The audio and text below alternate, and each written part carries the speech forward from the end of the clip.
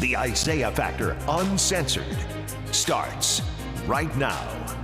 And welcome to The Factor Uncensored. Tonight we begin with an exclusive where a Houston man is facing multiple misdemeanor charges of assault and terroristic threatening with a hate crime enhancement.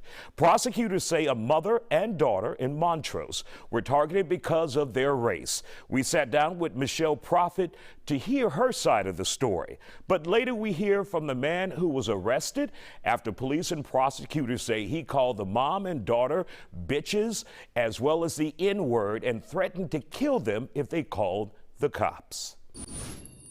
So, Michelle, take us back. 2 weeks ago, you were coming home from an Astros game with your daughter. And Yes. you're close to your home on your street. Yes, and we drive on our street, and there's a vehicle that's parked in the street blocking it, and there's a gentleman talking to the female that's driving the vehicle. And my daughter and I are having such a great time after leaving the game a little early. The Astros were up 4-0. Lance McCullers Jr., just pitched a great game, and we were just on a high. And we realized that the car, that the female was driving, it wasn't moving. And we waited and we waited, and I lightly tapped the horn, to get their attention because I figured maybe they couldn't see us because we were in a low, convertible sports car.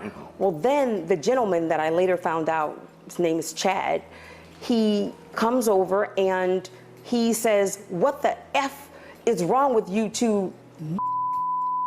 And at that point, I was completely shocked and taken away. And my daughter responds, "We're just trying to get, to our home." And then he says, walking towards the vehicle while I'm still in the seatbelt, "You don't live here. What are you talking about? Look at you."